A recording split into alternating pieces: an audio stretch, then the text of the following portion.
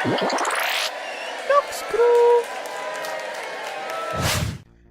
Hey guys, welcome back. It's Avondale here. I'm back here with Blue Help Bot, otherwise known as Niall. Hey, how's it going? Oh, he's so good right now. I think he's eating cereal. Okay, so today we're going to talk about Lockdown, and let's go out and fly over it a little bit, and we'll discuss. Okay, so the design of this game evolved from Gridlock, which I think was episode 4, and basically it evolved into this PvP control point game. And there are three real main elements to it. There's the actual PvP itself.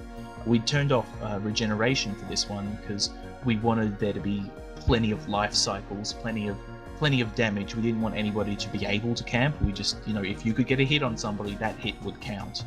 Then we also had the doors, which double both as ways to keep people from just running into any single room, but also as a spawn point as well.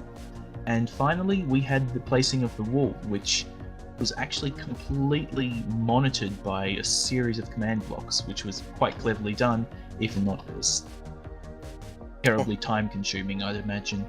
Well, thank you. Actually, that was one of the shorter projects. So let's go ahead and we'll bust down through the floor here, and we'll take a look at the actual redstone that ran this game.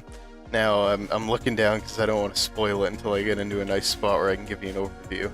And you can see the hell that I was put through to make this game run. Here it is, the Lockdown Redstone.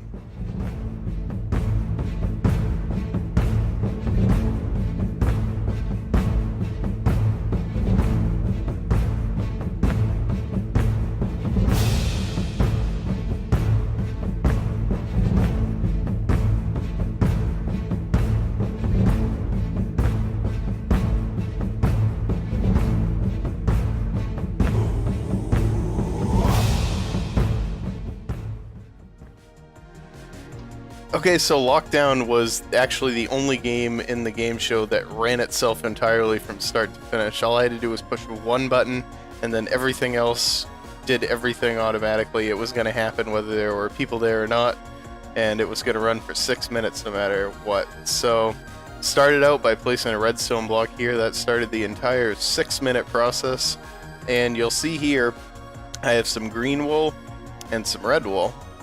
And we have all these other command blocks over here. So I did a modular system, which basically means that when it says you need to shut this door, it's going to tell one command block to place one redstone block up in the module that controls the door, and then that'll open it and shut it. So now in between these doors, there's different bits of delay here. There's 2 doors that open here, and then there's 6 seconds of delay around these repeaters. And then it starts the closing animation for the next set of doors. That animation takes 4 seconds, and so right when this next series of doors opens is exactly when the doors before will have shut themselves. Because the doors will animate, they'll go from yellow to orange to red. So if we look at these systems up here, we'll get out a redstone block real quick. Putting a redstone block here would do the first animation, the second animation, and then the third up top, and then putting one here would open the door back up, and we'll see that door open when we head back up. So, why is there a silverfish? He looks interesting. I'm sorry, I'm really sorry, please ignore it. I was constructing a seat that I could watch you do your explanation in, and I accidentally selected the mossy stone brick monster egg. I'm very sorry. Noxcrew builders, everyone. Okay. So we'll look at 2 more systems down below. The first system we'll look at is this random spawn selector here. So now these 8 command blocks at the end are spawn points for all players in the game, and it picks a different location in between each of the doors that go around the outside of the track. So that works when this clock is turned on here, which it is during the game. The way these randomizers work is there's a block of diamond and a diamond sword. Now the block of diamond, when it's in the hopper, gives a signal strength of 1 coming out, and the diamond sword, when it's up here, gives a signal strength of 3. So when the signal strength is 3, it triggers this next one. When it's 1, it goes this side. And that just works its way through the maze until it picks one of the 8 options. So that was running continuously during the game along with this system here. Now what this system did is it live updated the scoreboard that you saw in the bottom right hand corner of your screen when you were watching the episode with who actually had what color at what time. And this could be done with far fewer command blocks in 1.8, but it needed to be done with this many here. So we're actually going to go back up now into the game. Okay, so I'm back in the lobby now. Niall's going to pretend to be a player and he's going to start breaking and placing wool on the screen here. Okay, I'll do blue wool because blue team for the never win. That's so sad, isn't it? Okay, and so you can see he's in the middle room here and he's just broken and placed them all, and so now if he goes through into a different room, he's now in the bottom center room, he broke and placed one. So you can see that it's live updating everything that happens, and that was really helpful to us for the video editing, because if we hadn't done this system out of Redstone, then Noxcrew would have had to figure out a graphic that he could have edited in to show people the current status, and if he did that throughout the course of the game, you probably still wouldn't have seen this episode of the game show because he'd still be editing it.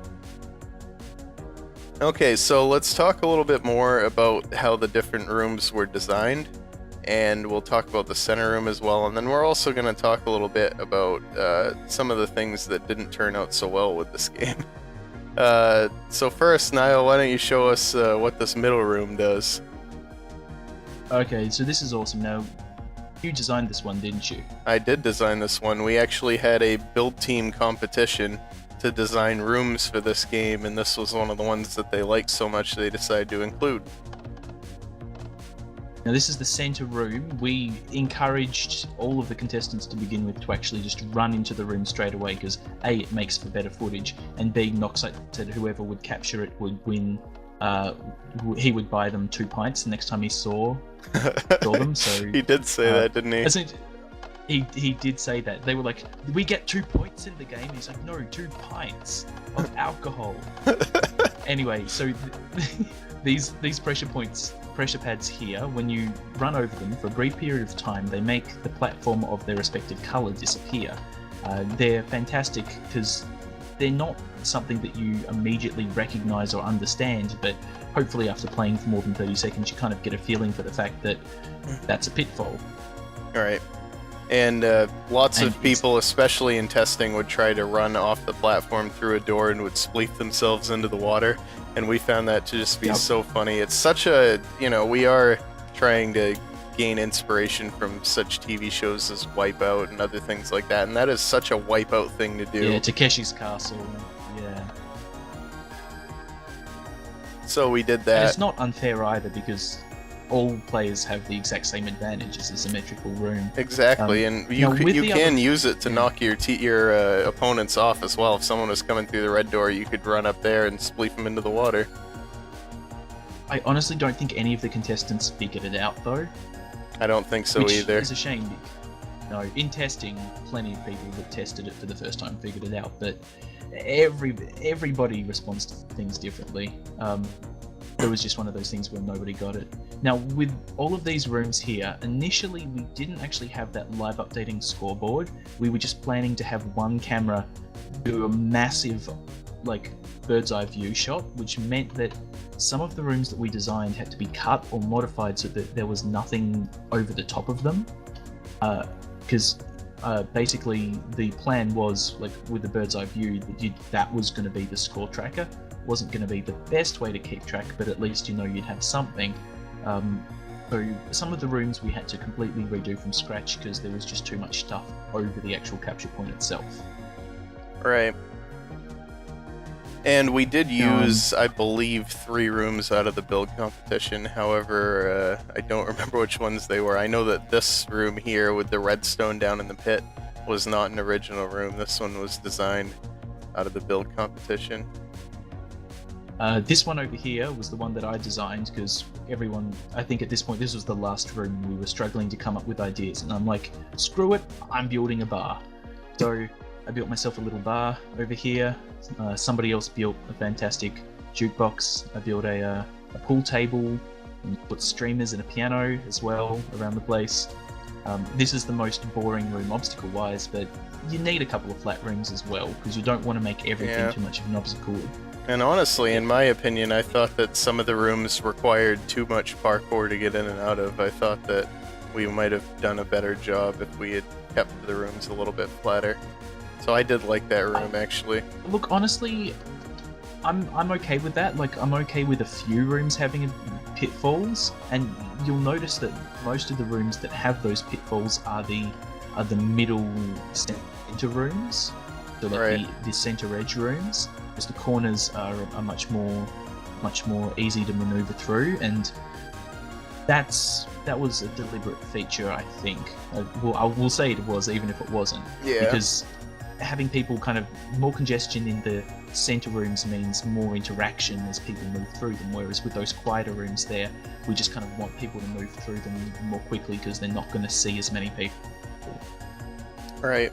And obviously the room with the most congestion is the one that's got the trolley pitfall traps. Right. So during the episode, Blue Team was pretty vocal about how they felt about this game, and it was something that we were sort of wondering about during testing. And one thing that we learned throughout our testing was that there was definitely a point to play the game for as long as we played it. However, if we had greater potential with Redstone as far as scorekeeping, we think we would have liked to have more of a sort of timer based on how long you held the individual cap points. We could definitely understand where Blue Team was coming from as far as them thinking that it was a crapshoot and sort of whoever won the end of it won the game. But what the interesting thing about really this game is like... it was and it wasn't. And the reason that it was that way is because they were all playing it for the first time.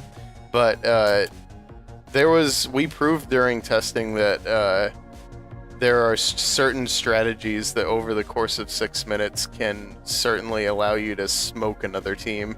And it's just one of those things, like when I said it is and it isn't. This is one of those games that probably wasn't a good game show game because of that. It's a really enjoyable game to play. Game show game. Yeah. It's still no. I still think it is a good game show game. I mean, at the end of the day, like, we're doing this for the primary purpose of making a show. So when it comes down to that sort of thing, like, it's very visually appealing. There's 9 different rooms. They're all bright and interesting, and there's lots of PvP action going on. And in terms of the actual mechanics, yeah, you could say that it's a bit of a crapshoot. But honestly, during testing, even with those first-time players, like, there were games that were very obviously one-sided. It just came down to the fact that we had 2 teams that were incredibly evenly matched. Yeah, it did end up being really close. In the future, if we were to try a game like this again, I think we would probably try to stay away from that mechanic where it's the outcome is decided right at the end, because one thing we did notice is that it's sort of, you didn't need to watch the first 5 minutes of the game. The outcome couldn't have been determined earlier than that. Yeah. So you could really just skip forward until the last minute and then watch it, and you'd be fine.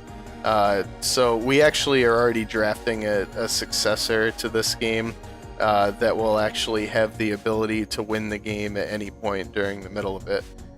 So hopefully that game sees the light of day, because I think that it is a really good alternative to this. I think it keeps a lot of the things that made Lockdown great, but at the same time it improves upon the things that made it feel a little bit random to certain people. Okay, so anyways, that was our thoughts and the behind the scenes of Lockdown. So you can join us next time when we will talk about Sprint V3. Bye! Bye!